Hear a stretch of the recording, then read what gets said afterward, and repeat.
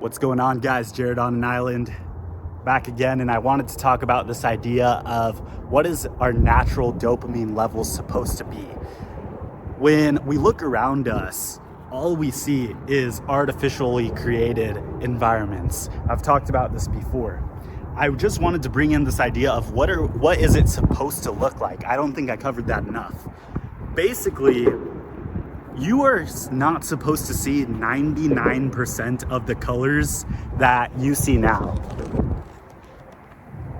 My gimbal died as I walked 2 hours out here, so I have to use my hand to record because I wasn't well prepared enough, and that means my mic doesn't work either. So in everyday life, in our natural environment, what you're most likely going to see is one colorful thing a day. If not a moderately artificially colored thing that someone in your family or general community worked hard to get the dyes for, okay? Even in like ancient Rome times, the most expressive color you'd see is like a rose red and like dark blues. Dark blues were the cheapest dyes to get, and red was a sign of like it was harder to get, so that's why it was like their main thing, because it showed their power, right? Rome, ancient Rome, red, you know, SPQR, the flag. Anyways, what you were gonna see even before that in ancient times was maybe if it was your profession to be a blacksmith, when you hit the hammer onto the iron and you saw that spark, that was the most colorful and expressive thing you saw all day, and it encouraged you to work a lot harder. If you were a fisherman, that one giant fish you saw was a giant dopamine spike for that day. There was nothing else. There wasn't any flashy advertisements. There wasn't any TV show with, you know, a broad range of color. Even in an environment like this, how many colors do you see? You see blue, green, and gray. You're not seeing neon colors. You're not seeing anything that's triggering to your subconscious. And many people don't want to admit how much this dopamine like can affect us. You know, even when we try to dopamine detox today, that means using your phone less.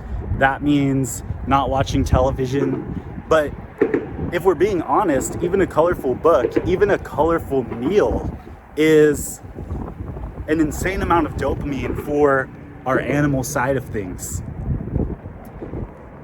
And I'm not saying that's necessarily a bad thing. Obviously, we are capable of living with it to an extent. But it is something to realize when you're trying to think about, or just trying to keep in mind what is natural in terms of like returning to nature, right? When it comes to your own good, and like what I'm doing now is I have to constantly remind myself, well, everything I'm doing is a dopamine spike. Literally everything. So the only reverse to that is by doing literally nothing in a way. You know, you kind of do have to stare at a blank wall, like a gray wall, and watch paint dry in order to kind of revert or lower your tolerance to dopamine in a natural level. And that's an extremely hard thing to do. Even walking in nature, if you have music in, you're automatically 1,000 times more than what you had in primitive society in terms of the dopamine you're receiving. If you're walking without music, most of the stuff you're looking at is still artificial. Anything that's not natural is a dopamine spike as well, and it's something that's catching your eye. And in reality, like, you are going to try to look for the cool thing in nature as well. I passed by a bunch of deer, looking for snakes, all that sort of stuff. And it's not a bad thing. Like I said, you have to remind yourself that you aren't supposed to punish yourself for this. It's just something that you're trying to regain that tolerance for. I would recommend journaling as well. Obviously, I've said this before, but it's extremely, extremely hard to write down in a journal for even 5 minutes a day, just your thoughts, because you are addicted to these emotional spirals. And writing down the thoughts is like letting go of them, and you're emotionally attached to these spirals, negative or positive. You're gonna be like, well, that thought pattern is a part of me, and I want to keep it because it's safe and I know I can rely on it to either feel bad or feel good. You got to let it go. You got to write it down and you got to let it go. Sorry, you have to. That's the only way you're going to move forward. You can literally ask anyone in your environment, ask your friends, hey, what are your thought patterns you usually have? Most people don't even consider it. But in reality, you have about 3 main thoughts you're constantly thinking all day.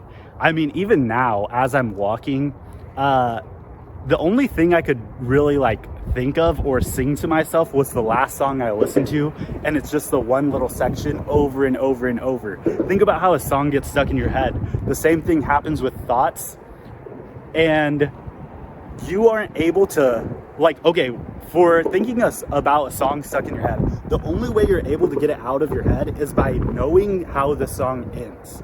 That's the best way to get it out of your head. If you didn't know that, go ahead and try it. Next time a song's stuck in your head, go listen to the last 3 seconds of it or 10 seconds of it, and your brain's going to be satisfied with how it's let go, because the ending of a song is like it being let go into the world, right? So same thing with your thoughts. You need to find the ending to your thought and let it go. And you won't think about it anymore. It's weird. It's like you're completely done with it, and then you're like, wait, why was I living with it for so long?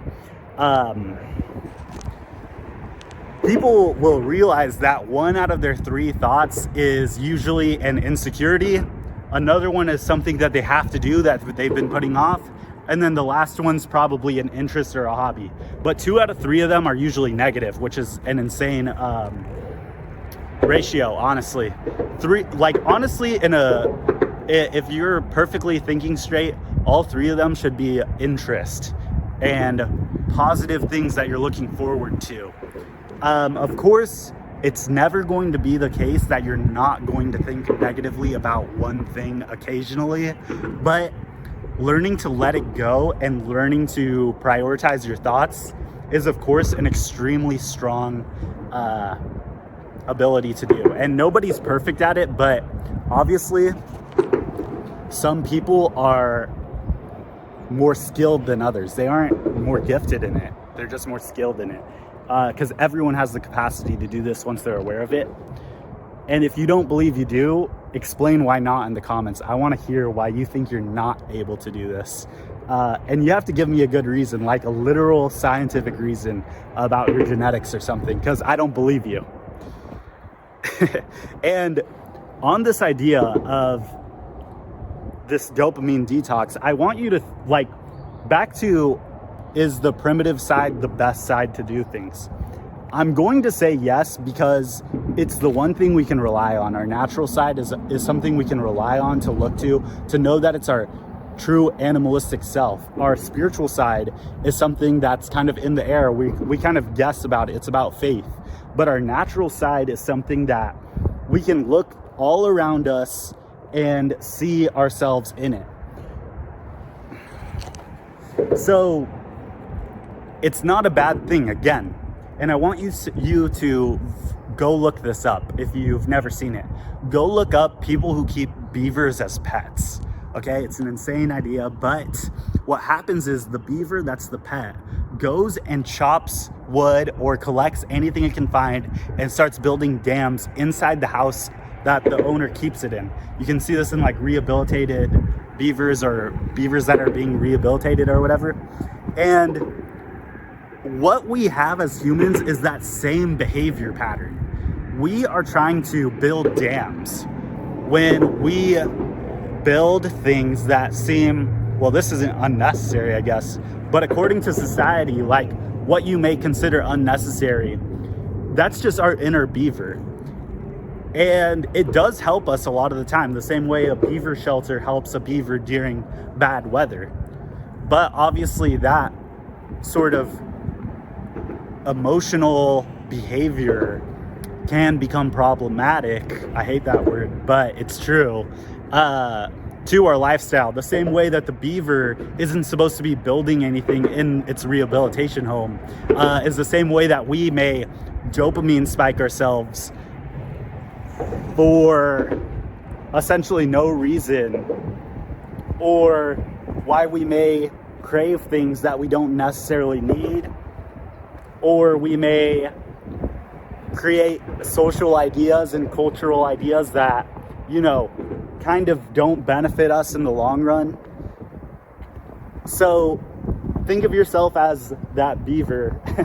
And luckily we're a little bit smarter than a beaver, because we can choose not to build that dam, okay?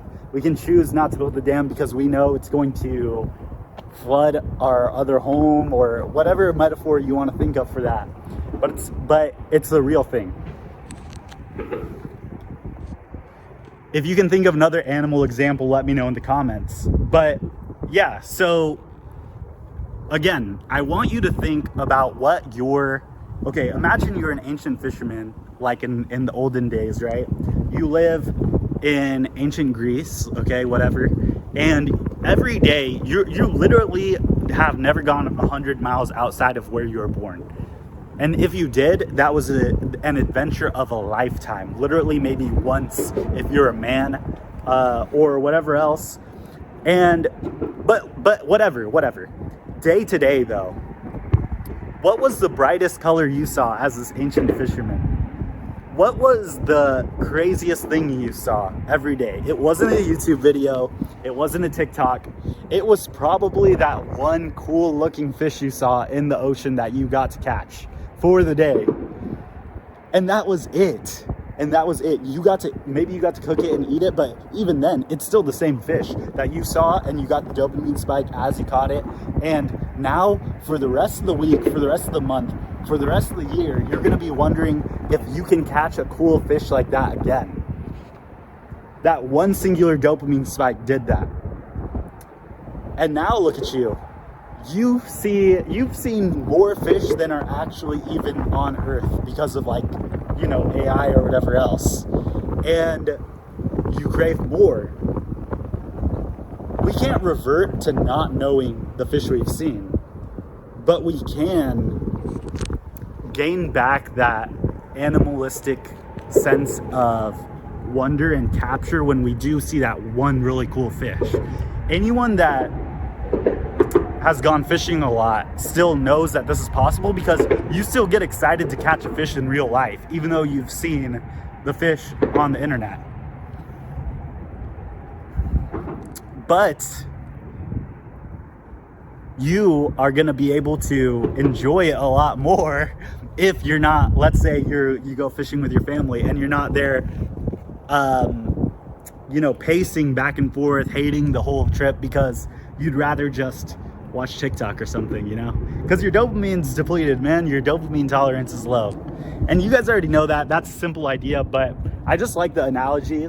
I was thinking about it earlier today. Same with the beaver thing. I think it's way more true than maybe what other people would lead you to believe. So I want you to think about it before you diss it, okay? But yeah, besides that, just wanted to let you think about that.